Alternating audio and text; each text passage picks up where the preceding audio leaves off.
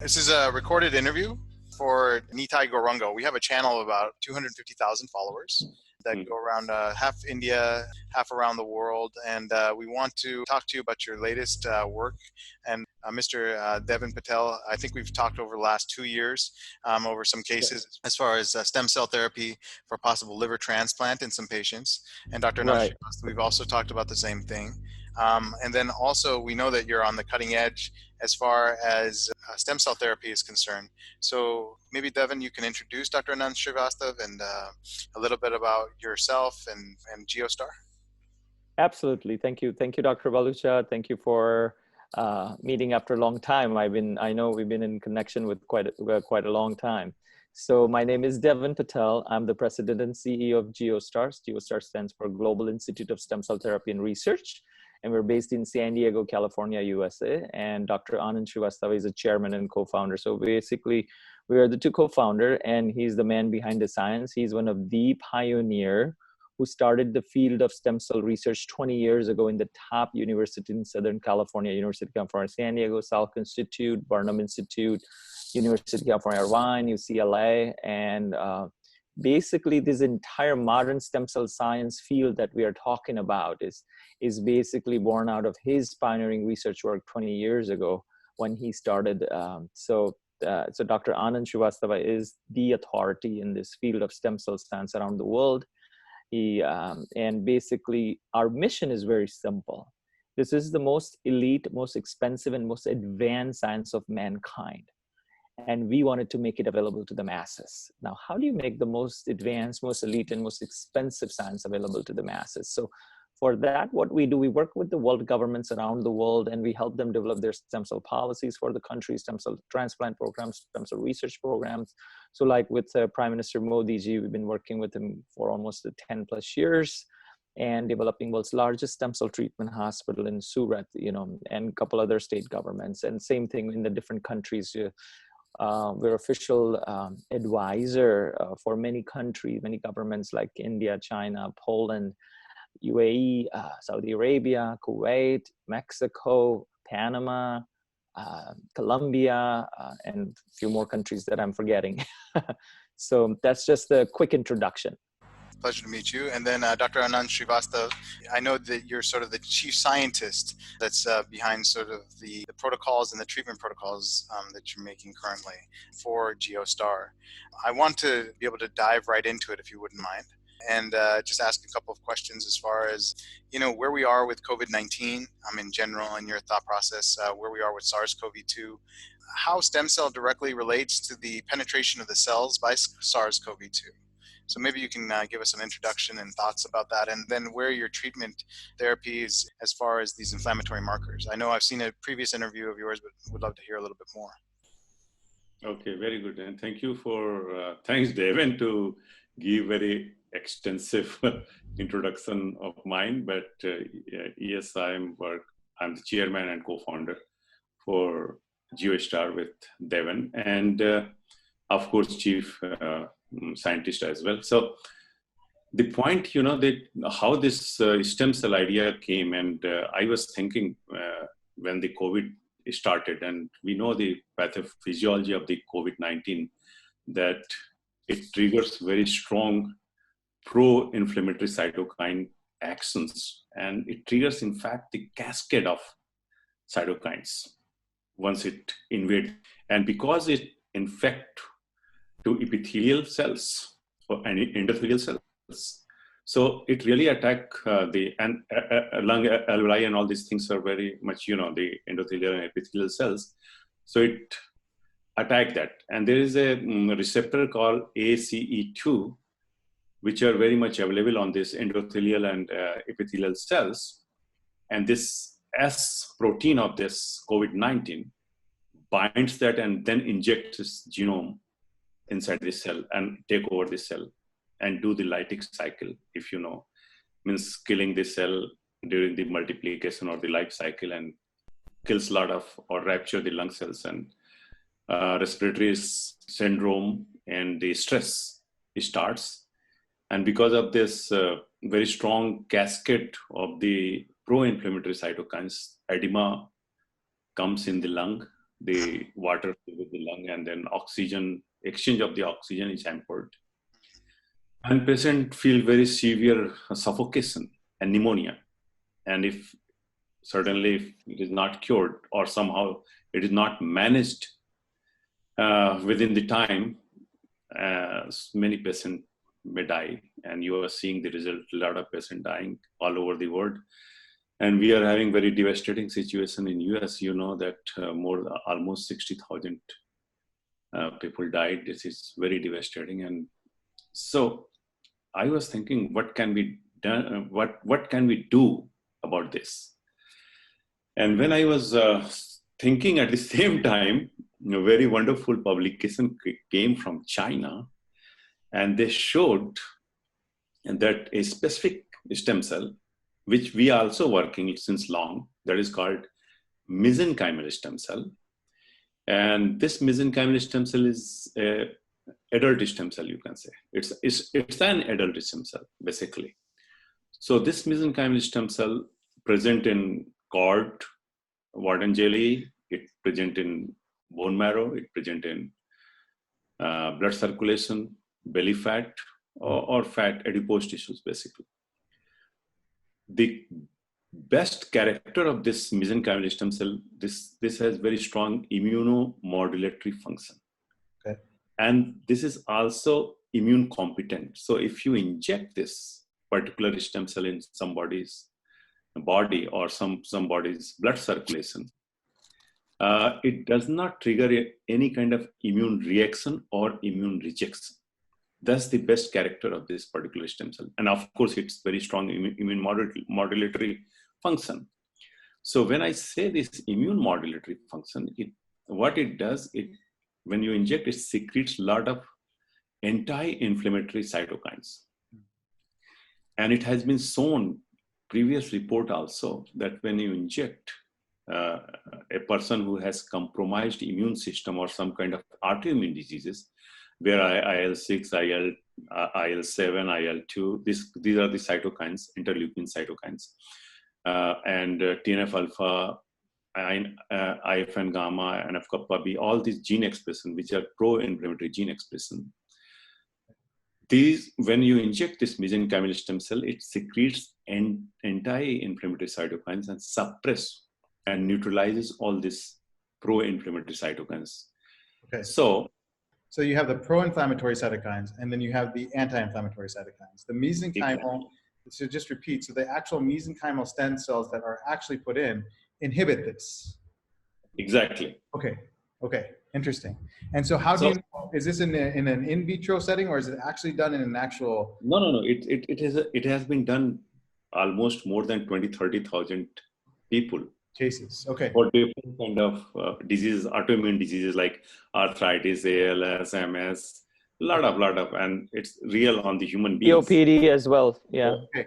Yeah, COPD, and, lung fibrosis and all these things. So important is here that these Chinese people, because COVID-19 is very devastating situation, and there is no real cure for this at this particular time. And yes, we are in search of vaccine that is the ultimate, but then we are planning for plasma therapy or antibody therapies. But even if you do antibody therapy, then you are going to really check only one kind of antibody, and it's a cascade of attack of the pro-inflammatory cytokines. So you cannot, it is very difficult to really inject a range of antibody to neutralize all these pro-inflammatory cytokines. Yeah. So when this Chinese injected terminally ill or the people or the patient who were on the ventilator, they find out that this went and neutralizes, and all the patient got rescued. So immediately, yes, of course, it was very encouraging story. And then at the same time, I was also thinking, but you have to go through regulatory agencies, and you have to get approval and green signal, because certainly it is very difficult situation, and it's also very difficult to convince the people, because everybody is so much scared, afraid, including me also. Right. And we have to be very careful when you are designing something for these kind of people who are already suffering and you really want to help, but you really do not want to create any kind of problem to them or their life at any cost, just because you want to do something good. So it must be backed with very strong science and logic. Yep. No, absolutely. So that encouraging story, then we talked to FDA here, and so we asked them, why not we do this on the compassionate basis to see if we may help, because the report is very good, and this particular mesenchymal stem cell has been tested on several patients or people not related to COVID-19, but other, and at least for the safety issue, it is safe to use. It's not a problem. Then I will really appreciate, and I appreciate FDA because they really showed their action in very timely fashion. Without taking a lot of time, they approved it to go for compassionate basis. And if you treat, then you can extend it to patient, and then that's what we are here. And the biggest, there is one very strong, interesting point here I want to discuss with you, that if you know, and you heard a lot, that patients who are having some kind of underlying situation or some diseases, the people who are old or older are having more problem or severe attack of COVID-19 in comparison to those people who are healthy or young. Okay. Right.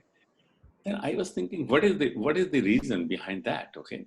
Mm-hmm. So it is well known that with aging, and if somebody is old, they do not have enough stem cell, or stem cell decreases exponentially with the increase of the age. Right. And the people who are suffering already with some kind of disease, whatever stem cell they have, that is already working to counter that particular disease in their body. So the stem cell is not available enough to counter the COVID-19. That is a very severe kind of infection. New onslaught. Okay. Right. So this new onslaught of new foreign entity in the body causes more inflammation, and those people, your thought process is that those people can't actually generate the anti-inflammatory cells that are necessary, or the anti-inflammatory markers that are necessary to decrease the inflammatory. Okay.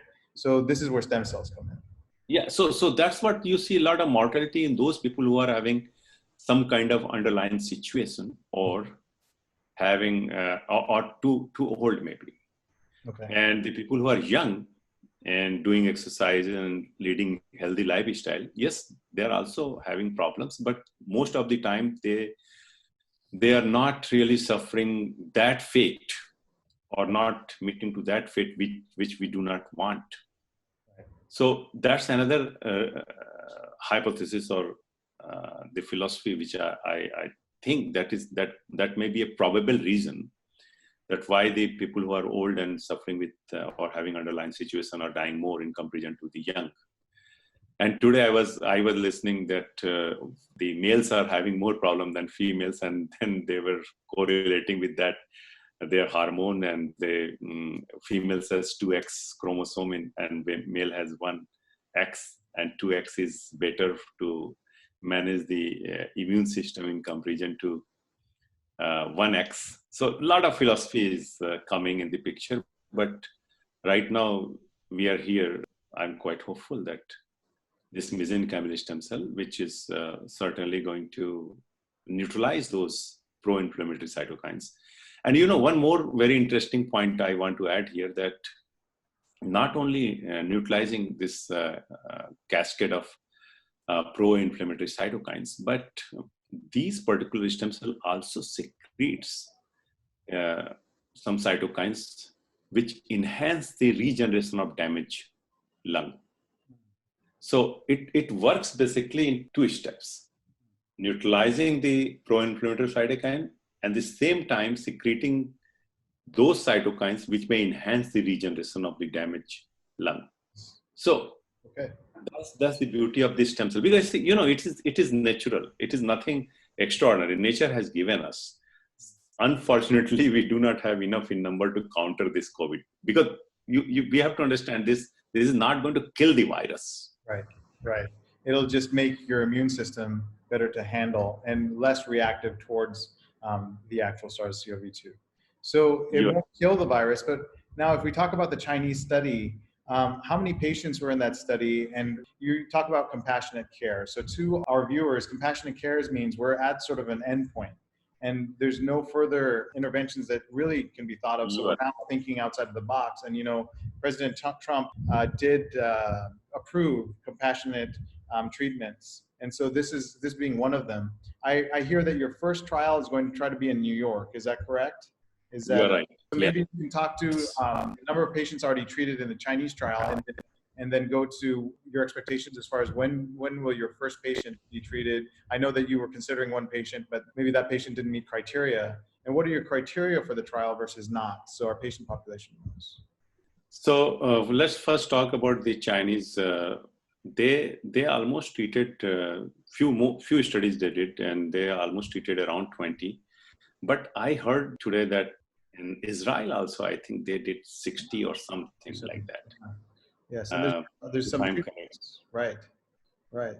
And we're hearing on the, you know, of course on the news that, you know, Israel also did some stem cell studies also. Yeah, so, right. And few more companies here, institute here, Mount Sinai and all these people are also trying to do the same thing because it's very severe situation. It is not a normal situation, and means we never imagined that this is going to happen to the world at any cost. It is unimaginable, you can say, this situation. So the criteria for this treatment, certainly we have to try first all those low-hanging things which we may use to safely use to manage the patient. And this is not like, oh, anybody is having COVID, just go and do it, because particularly for the COVID-19, it has not been really tested like hundreds of patients with double blind and all these things. So, but one thing is very good with this particular mesenchymal stem cell, because it has been used around the world, and minimum 20,000 human beings for different reasons. But important that we did not find, or we did not see any report in scientific manuscript that it create any kind of problem or very severe side effect. So that's the safety point of view. I'm telling you that it's safe to use, and most of the time it was used when the patient was not having any other option, whatever it may be, like ALS, MS, when COPD or fibrosis or whatever, or liver cirrhosis, arthritis. But every single time it was used when patient was not having any other option. So it means patient was very much compromised. So for that compromised body, when you are injecting something inside in the blood stream directly, and it is not creating any negative effect, forget whether it is creating some positive effect or not, but at least it is not creating any side effect. It means it is quite safe. And of course, safety issues has been done also. So this is quite safe. That's the point I'm trying to say. Right. And report now say that they rescued people. Right. Versus medications. I mean, you look at favipiravir, you look at remdesivir, you look at all of these medications. They do have some serious liver side effects that are, of course, you know, available for each one of them. So this is kind of exciting. So go on. So you talked to the Chinese studies. So now you're in New York. I just want to emphasize one very important thing here, because there is a lot of misconception about stem cells. So just think like that, very simple way. I always say, body already has this stem cell. As I told that if somebody young having a lot of stem cell, they are going to fight with this COVID-19 because the body already has them. So if that person does not need any help from outside, except some supportive like vitamin C and good breathing, or maybe some kind of Tylenol or whatever to manage their body temperature, it means nobody is going to stop that stem cell which is already present in the body, and which is going to fight with what having. In this case, COVID-19. Okay. So if there is not enough stem cell, and this particular stem cell, which is already known to manage the immune system, if there is immune imbalance, it manages that. It's already well known also. So what we are suggesting or we are doing, we are not injecting something which is a chemical, which is not natural. Okay. Right. We are just complementing, or we are just giving little more to help your body, which is already present in your body.